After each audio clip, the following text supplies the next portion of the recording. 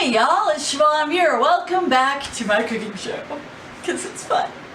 Anyway, today we're going to make a Muir family favorite. It's called Rhubarb Crunch. And actually it came from my family when I was growing up because we had this small rhubarb plot. Comparatively, we now have a very large forest of rhubarb, and I'll show you a little bit later. But so as you can see, this is a high quality version of the recipe of Rhubarb Crunch, and it's been written on and it's been photocopied and it's been, you know, and you can say it says love mom. That was mom sending me the recipe. So yeah, so that's what we got, and it's stained, which means it's been used. But the big thing is, as you can see in the corner, there was some extra writing that mom added, and then I've on top of that added, so it's going to be good. But anyway, Rhubarb Crunch is one of our family favorites, and it's both sweet and tart and wonderful. And the one thing I really appreciate about it is, if you're into those, like, you know, you had those Sour Patch Kids, this is kind of like Sour Patch Kids, only with fewer chemicals. So, I guess what I'm going to start with is, the way this works at it is, first you put together the crust, which is made of a cup of cooked oatmeal, a cup of all-purpose flour, a cup of brown sugar, salt, cinnamon, nutmeg, cloves, and cardamom. And you mix all that together in a large bowl. But first I'm going to start with the spices, okay? Because you're going to put these spices in with the crust portion. So let's start with that.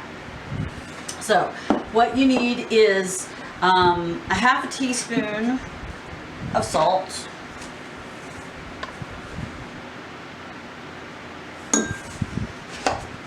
Thank you, darling. A teaspoon of cinnamon, which you're going to use this again, so don't put it away.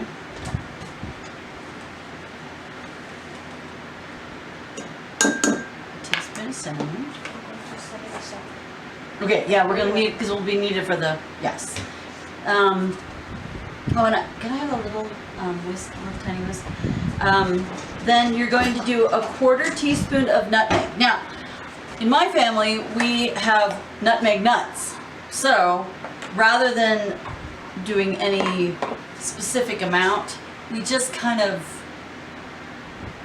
you know, grate some in. Now you can see it's a little brown on the nutmeg. What you want to do is you want this to be more white. So I just clean the top level off a little bit so that it looks more white,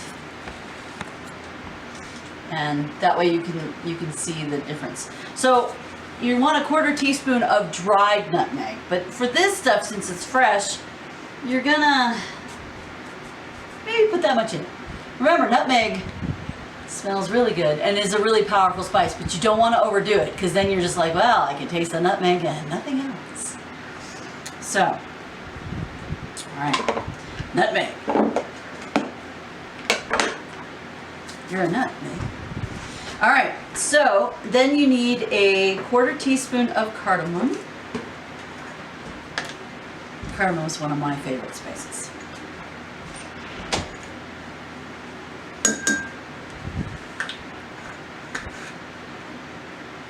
And a 1/4 teaspoon of cloves.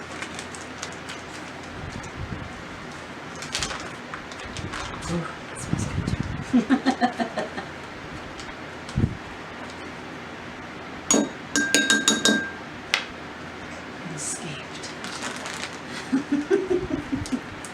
All right, so there's that.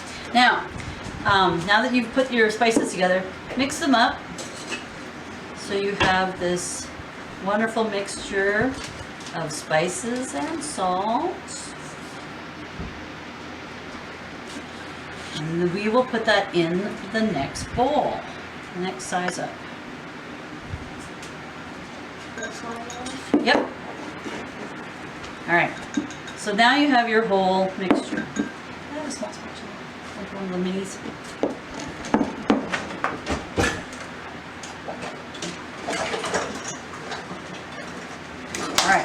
So into this bowl where you're going to make the actual crust portion, that's when you have the 1 cup of uncooked oatmeal.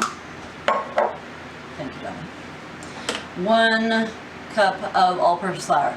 You can do this gluten-free by using the 1-to-1 gluten-free flour by Pamela's or Red Mill.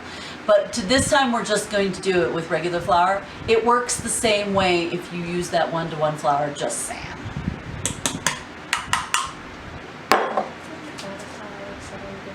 It looks subtly different because it's regular flour.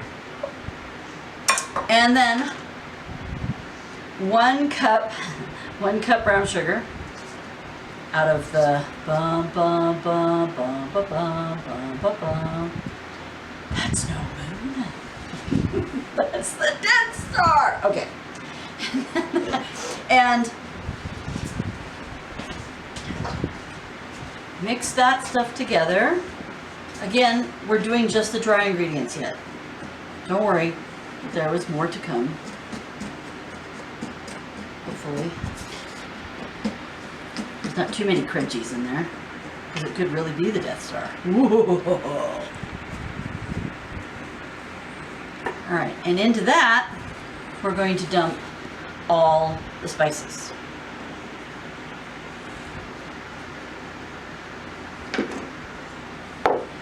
And mix that together. Try to break up all the brown sugar crunchies, because, you know, it'd be like getting a sugar bomb in the middle of your dessert. Murlet number 1 says, yes to sugar bombs. Like, there's one.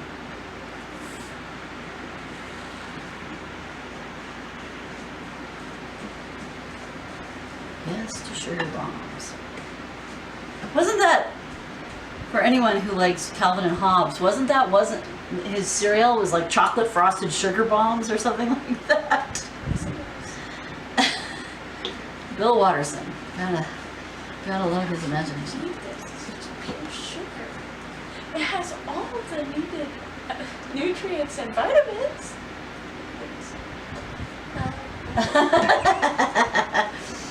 All right. So now you have, this is going to be the crust material. All right. So that you have a sense of what it's going to look like. But wait, you're not done. You have to cut in, although this is mushy. So you have to cut in the butter, because what you're trying to do is kind of making I'm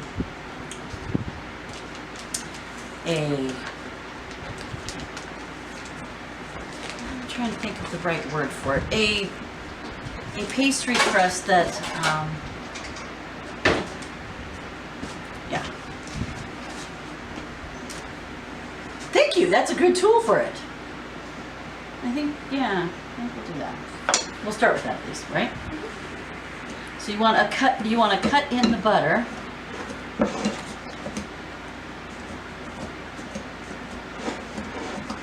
Because you want to make kind of a crumbly crust. That was the word I was looking for. Gosh darn word. Crumbly crust.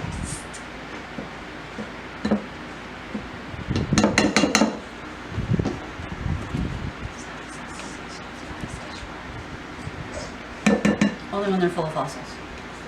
I know. I'm not sure if we'll be going to buy fossils like that.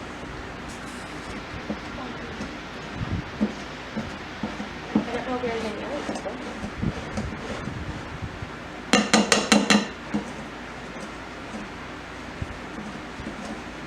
So mix until the majority of this stuff is mixed with the butter. Until it's all crumbly.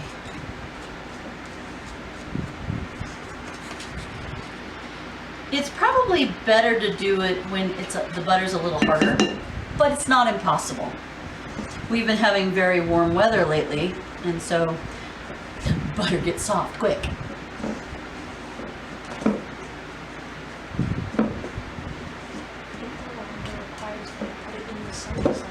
That's right.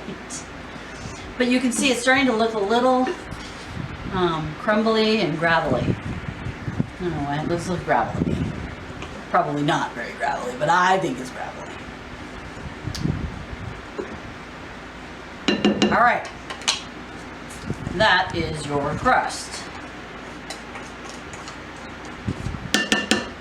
All right, so what it says in the recipe, I put on, is take half this mixture and place it in the bottom of an 8-inch square pan. I cut up quite a bit of rhubarb. So what I'm choosing to do this time is, instead of doing just an 8-inch, we're doing a 9-inch. And I don't think it says to spray it, but you know, it might be a good idea. It might come out well with the butter. What do you think? I think with the butter it should be greased enough. Should be greased enough? Okay, so what you're gonna do is gonna take your 9-inch, 8 or 9-inch square pan, and you're going to put half this mixture in the bottom. It's not going to settle in like cake batter. You're going to have to maneuver it and manipulate it a little bit because it's pretty dry. Okay. And so what you kind of want to do is just pat it. Pat the bunny. Pat it gently into the corners, the interstices of your pan. Because like I said, it's not like regular batter. I think that's good. It's not like regular batter. It's pretty crumbly. Ta-da! So it should look like a gravelly bottom to your cake. So this is what the fruit will sit on. Okay, so what we're going to do is we're going to set this aside, and the next size bowl we're going to mix the fruit together. Ta-da! Look at that. All right, so in this bowl, now my original recipe says 3 cups of diced raw rhubarb. I did 4 because I have an entire forest of rhubarb, a lot of it.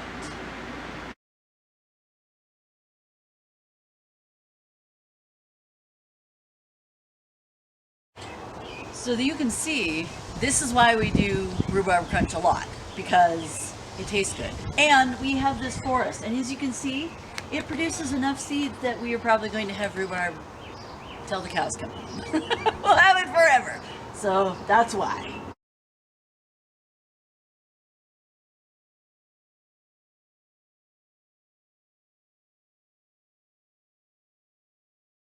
Okay, so what we're gonna do is we're gonna put this stuff in there. Ooh. And by the way, rhubarb works, you can actually get rhubarb at the store, but wherever you get your rhubarb, you can cut off the ends, wrap it in a plastic bag and stick it in your fridge, and it will keep for a long time. You can also freeze it, and so that you can have it all year round. We're thinking of maybe cutting some, because there's a lot of rhubarb. We're gonna cut up a bunch of stalks of the rhubarb and save it so that maybe in wintertime we can make rhubarb crunch.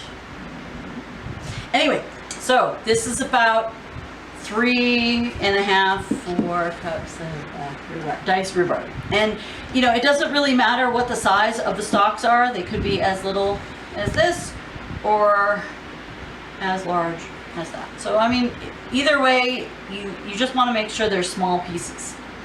All right, to that you will add 1/2 cup of granulated sugar, and this is a recipe you do not cut the sugar. Trust me, this stuff is sour enough, you do not want to cut the sugar. So we do need 1/2 cup of granulated white sugar.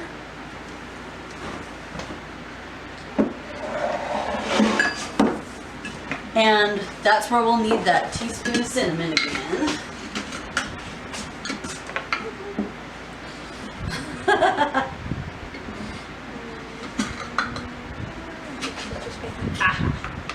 All right, now.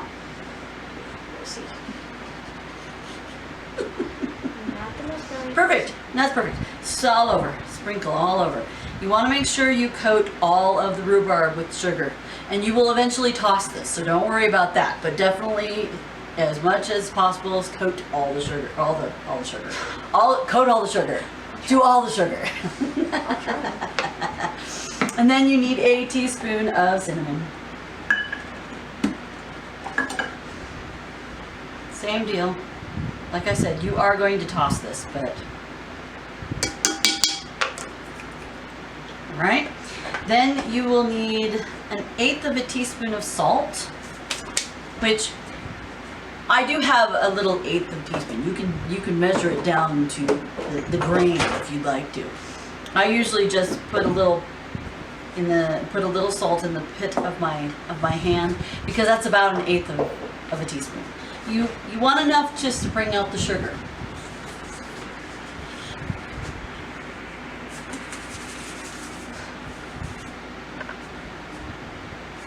That's probably 1/8 of a teaspoon.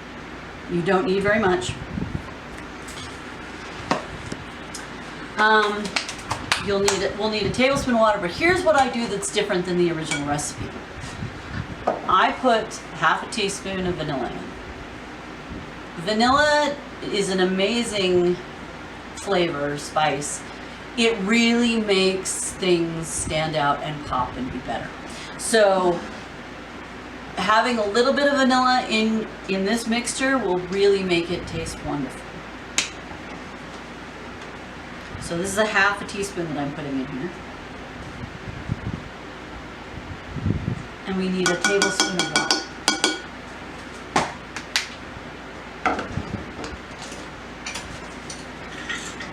Warm, cold. The temperature is irrelevant. So for this, you'll need a spatula, so you're going to end up tossing and mixing it once we get the water. Could you get the bowl? Excuse me. Thank you. All right. So add the water closer to the sink, and then, like I said, stir to toss. You want as much of the sugar and the cinnamon to coat all of the fruit. All right? Because this stuff is very sour, so make sure that the sugar is coated well. The water makes sure that the sugar sticks to the fruit, especially if you cut it earlier and it's been sitting a little bit, the fruit might have dried out. So you want to make sure there's enough water in there to coat everything. All right, so now it says mix the rhubarb with everything. Spoon over the oatmeal mixture. Now that's kind of important to remember, the spooning part. And the reason is because unlike regular batter, this stuff is very loose. So you want to just kind of place it on the original crust materials. Would you like an extra spoon? I think I would like a big spoon, yeah. Nope, bigger than that. I was going to use this one. No, more like the bigger ones. Yeah, perfect, thank you. All right, and you want to use all the mixture. You don't need to save any for later.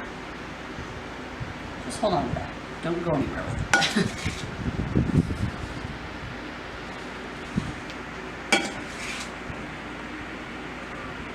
The other nice thing about spooning it in here is that you can kind of put the fruit in and separate it out and spread it out so that it covers the whole base of the container.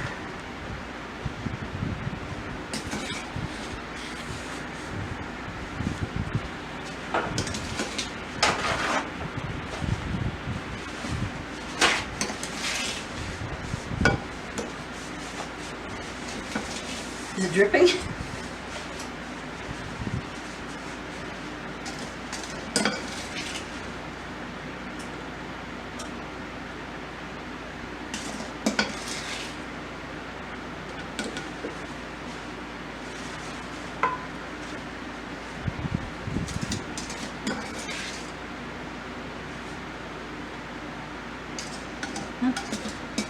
Glad I cut up a bunch of different sizes, because then you can fill the interstices of this stuff.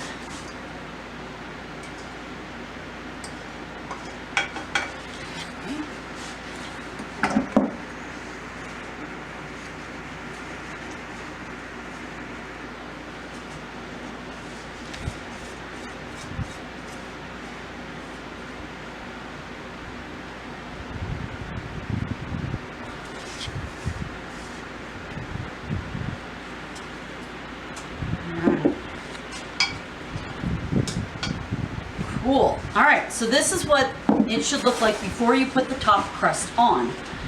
You have the bottom crust, then you have the rhubarb and all of its good stuff in it.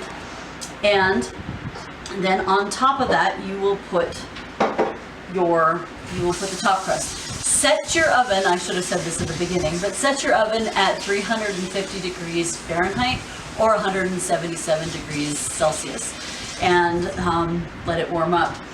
The nice thing is you can do all of this while the oven's warming up. And you will bake this thing for 45 minutes. It works even that way at, 6,300 feet of elevation too. So, ooh, she set the timer. And I know, I saw that. I heard it. Okay, so what you're going to do now is you need to put the top crust on. And this is more of a matter of, you could probably spoon this over too, but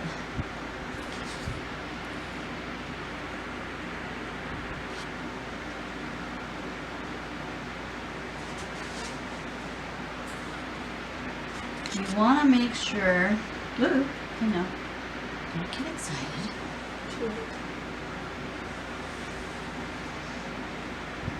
I want to make sure everything is covered.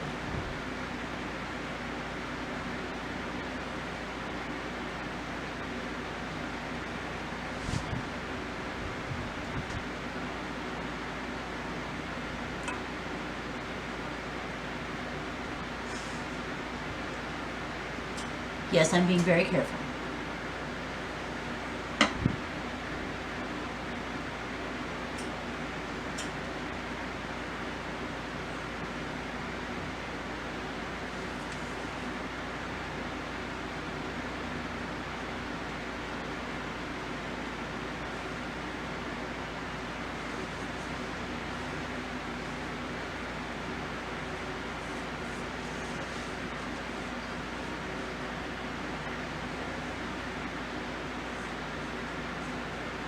All right. So now you should have like a cake-looking casserole almost, which has, a bottom layer, which we probably could have done less on the bottom layer and more on the top, but you can split it however you like. If you like a really thin crust on top, save more for the bottom layer. If you like the opposite, save more for the top layer. And then what we do is we put this in the oven and we bake it for about 45 minutes. And it'll come out, it'll be bubbling, and it should smell pretty good. And then we'll show you what it looks like when it comes out of the oven. So as soon as this thing is ready, we'll throw it in the oven and then we'll bring it back out. Okay, the oven's ready. Let's put it in. All right, and go. We'll be back in 45 minutes.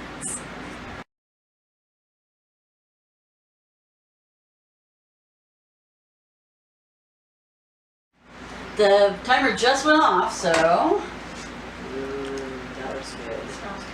Yes, it does.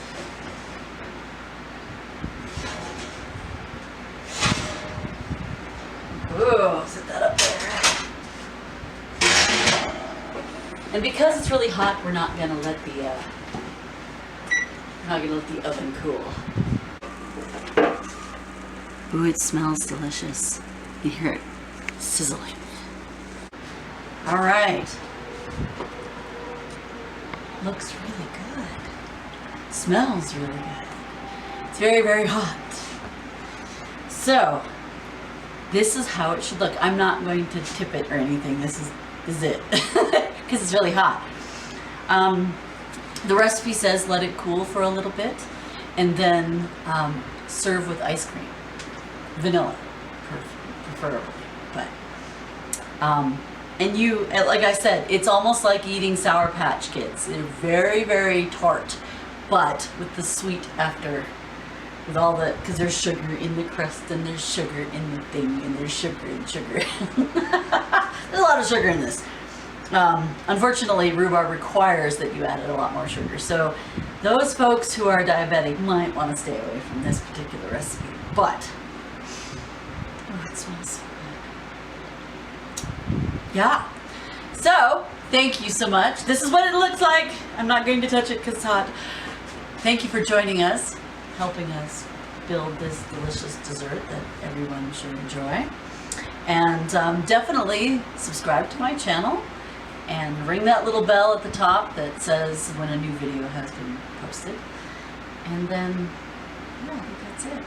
This is a really good summer recipe, obviously, because rhubarb's in season. But as I said earlier, you can chop up the rhubarb, put it in your fridge, and it'll keep for a long time. You can also do it in your freezer. So you can make it at any time of the year that you like. So, happy making, happy baking, happy eating, and happy reading. See you later.